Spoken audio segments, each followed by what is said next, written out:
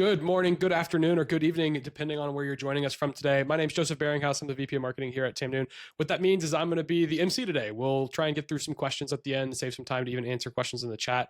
If you haven't gotten a chance to review the report that we're going to walk through today, it's called the 2025 State of Cloud Remediation. It's all about cloud threats, cloud risk in your environment, and what we've analyzed to be able to get here today. I'm joined by Michael St. Onge, our head of technical services, that's going to walk you through his experience in the trenches going through some of what you see live today.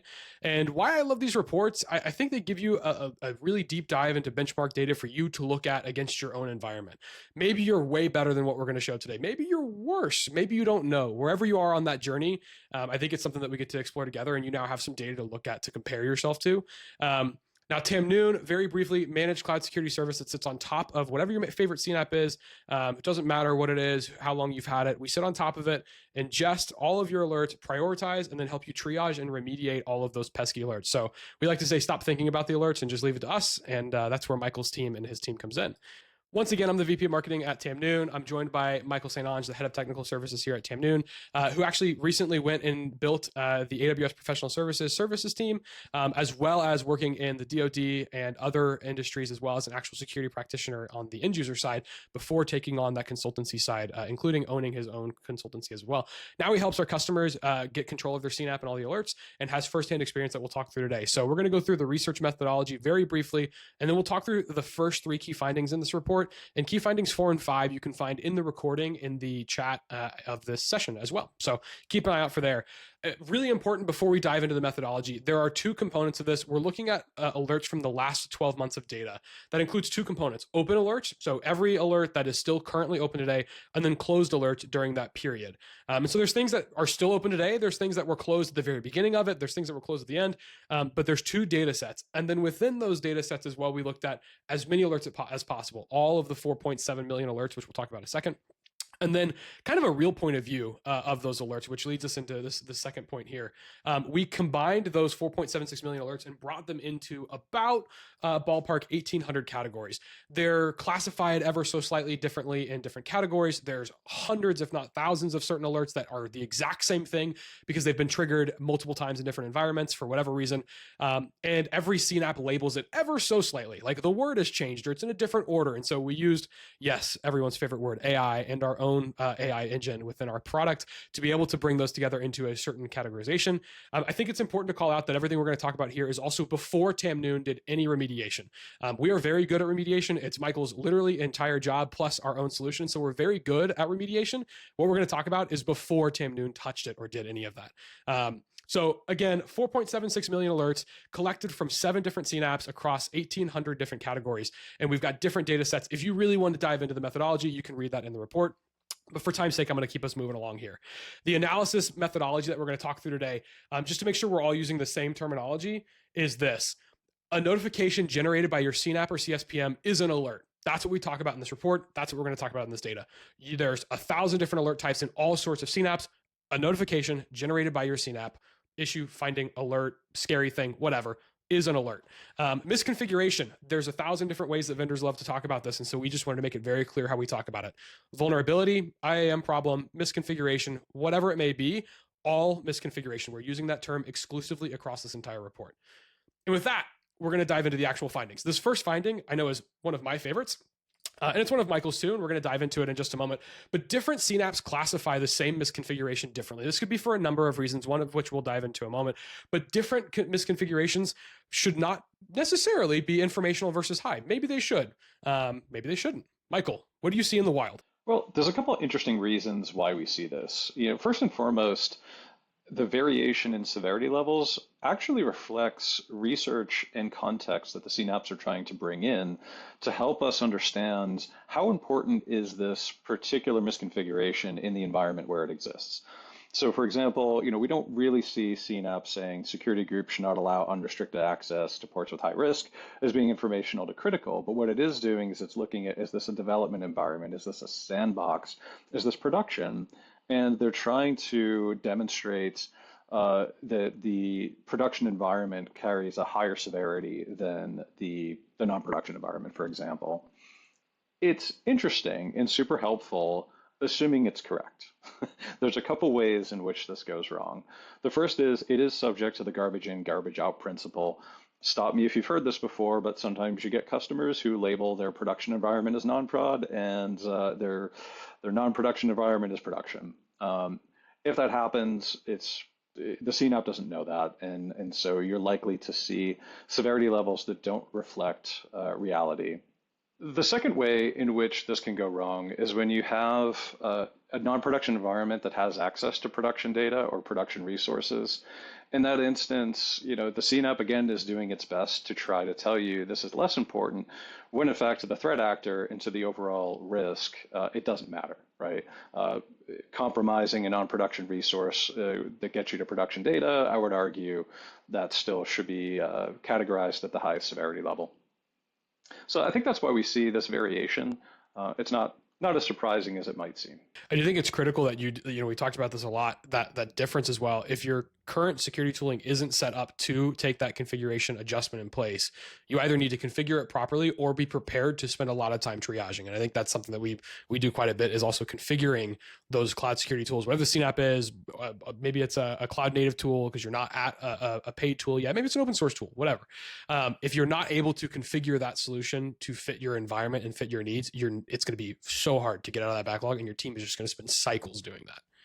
Absolutely. Tuning your CNAP is so important, and that's exactly what we're talking about here, is making sure that the rules reflect the reality of your risk appetite, the reality of your environment, and they're bringing in as much context as they can to help you make these triage decisions and prioritization decisions as quickly as possible.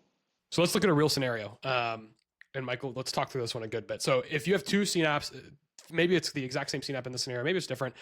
What should the engineer do? You have CNAP A that flags something as a high risk due to open internet access. That's it. CNAP A says high risk. CNAP B says it's a medium risk. The bucket is not sensitive and does not contain any PII. It's got some picture for your website. Cool. What do? What's the difference? It's interesting. It potentially helps me triage this particular alert. If I know that it doesn't contain sensitive data and I believe it, those are two different statements, and I know it doesn't contain anything, it contains information that we're expecting to publicly go out the door, then absolutely, the remediation path here is making sure this meets the correct architecture. And if it does, we're probably going to configure the exclusion in our CNAP and just reduce the noise. The trouble can be, if the data isn't meant to go out the door publicly, even if it's non-sensitive, doesn't mean everyone should have it, then it can be a bit misleading. And sometimes we might see these risks buried as mediums when in fact they do represent a very real risk to the business. Without a doubt. Context matters, y'all. Make sure you're bringing context into both the way you're triaging, prioritizing, and even within your environment. I love that you even called out, if it is something that we don't necessarily care about or need to care about and it's purposeful, go back and reconfigure your rules properly. I feel like a lot of people just like, no big deal, move on. But you're creating cyber trash, litter, whatever you want to call it. And it's just there for somebody else to pick up and deal with and not fix today. Super critical part of this whole thing. It's a full process, not a partial process. All right, let's dive into takeaway 2. 10 plus years into cloud security, we're still wildly exposed. I think the chart kind of speaks for itself. Severity really does matter in the time that it takes to close an alert. Our hypothesis to some extent too, as we were going through this report, low and information will get closed just by getting rid of junk in your cloud. You're cleaning something up, probably shouldn't have been there anyway. It just kind of goes away. It wasn't necessarily a purposeful choice. So we kind of ignore those in the scenario, but critical versus medium versus high. Michael, let's talk about this for a second. What does your mind go to right away as you see critical versus medium and even that time scale? Yeah, there's a couple interesting things at play here. First of all, the low informational, sometimes even medium alerts, these tend to be very simple misconfigurations. I'm going to flip a bit from 0 to 1. It likely has minimal operational impact to my application and my workload. And so there's easy changes to make. They don't require a whole lot of stakeholder coordination. They don't require a whole lot of planning. Simply stated, the change control process is pretty easy here. When you start to get into highs and criticals, you're dealing likely with more complex issues, permissions, networking, and you're dealing with potentially issues that reach a complexity where you're bringing in multiple stakeholders. Now I have to get the networking team, I have to get the identity team, I have to get the application owner, maybe I need someone representing the user of this application so that we can understand how best to unpack this, what the right remediation path is. And so I'm a little surprised, maybe at the distribution, but not at all surprised that it's easier to fix easier problems than it is to fix hard problems. Yeah. Very much so. And let's dive into maybe the really hard problems. Let's look at just critical alerts. Critical alerts, we said a second ago, take 128 days to solve on average, which is scary in of itself. And also, again, use your own benchmark data here. Are you better? Are you worse? That's the average. Do your own kind of math. If you don't know, benchmark yourself. Go look and see if you can figure that information out. If not, call us. We can help too. But Michael, let's analyze that process here for a second. What do you think is the hardest part about each stage, maybe, and like why? As we look at this whole thing, the thing that really jumps out at me is we're not getting these alerts back to the person who can fix it fast enough. Too often we run these CNAPs, we create reports, security team distributes that through their leadership. It goes up 3 levels of management, comes back across at some point, and then it comes back down. And it just takes forever before we're finally getting this alert into the hands of someone who either created the misconfiguration or knows how to fix the misconfiguration. And so that's the first big thing that jumps out at me. The second big thing is 21 days to engage. That is a long time.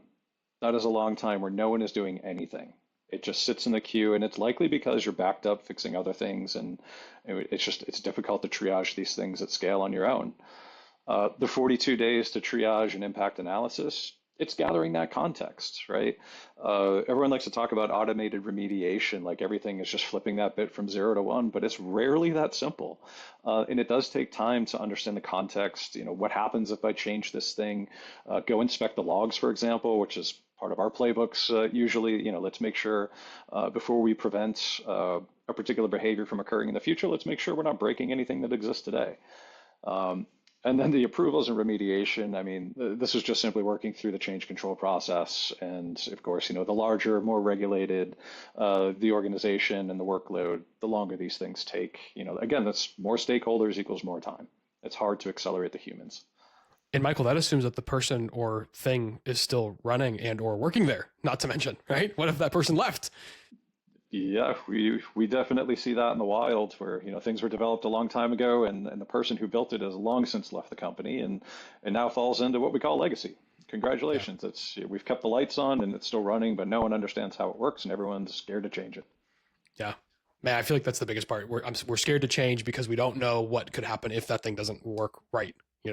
What will break. It's a big part of why those criticals, I think, said too.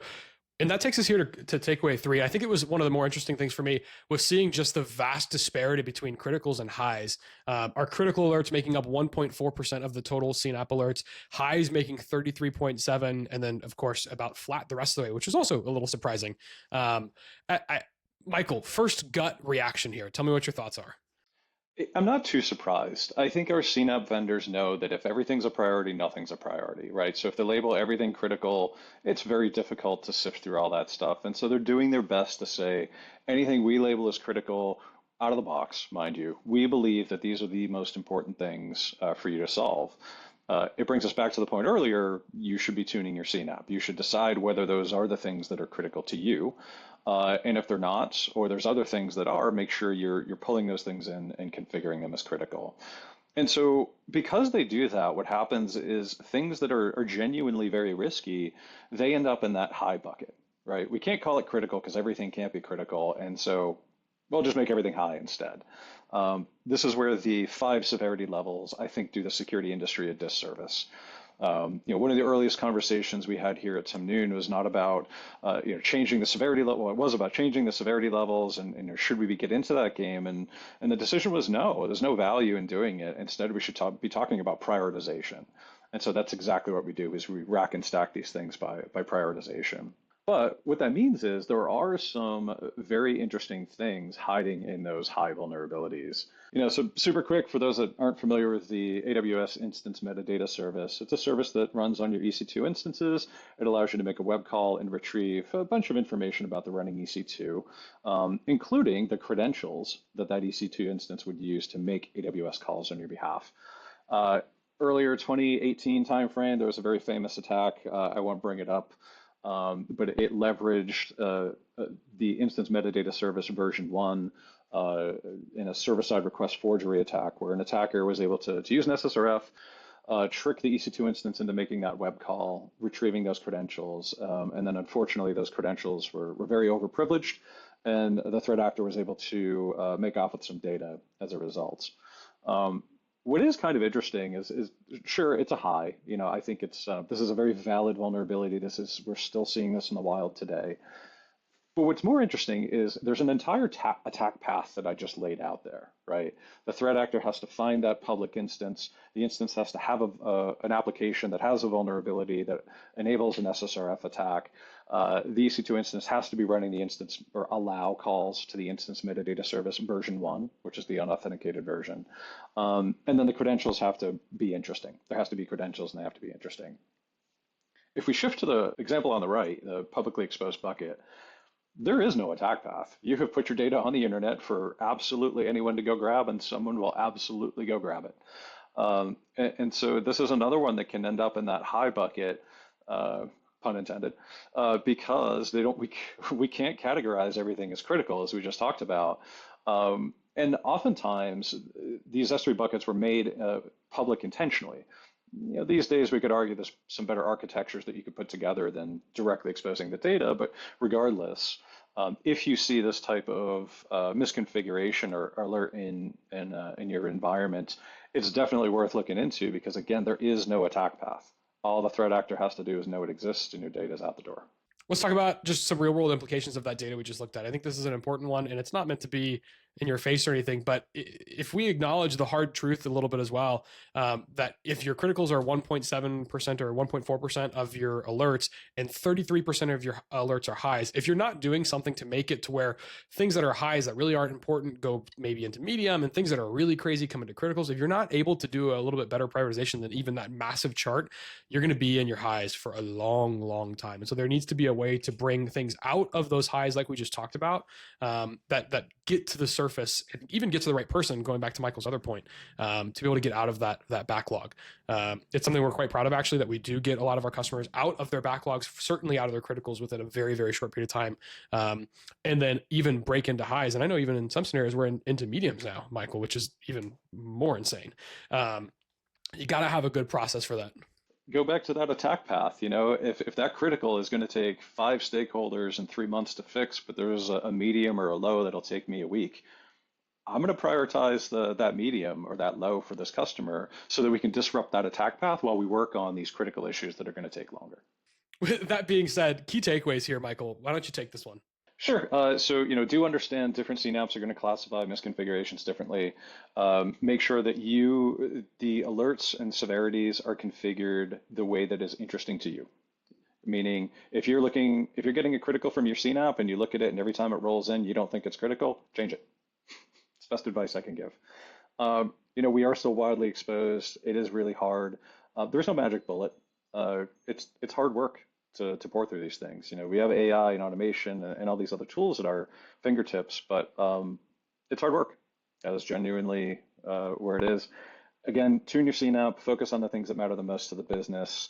I'd rather see someone have 10 criticals open, but their risk profile, their threat exposure is reduced than someone who's part of the zero criticals club and still gets popped because there's one S3 bucket labeled as a high and all their data went out the door. Awesome. Thank you, everyone, for joining us today. Thanks, Michael, for your time.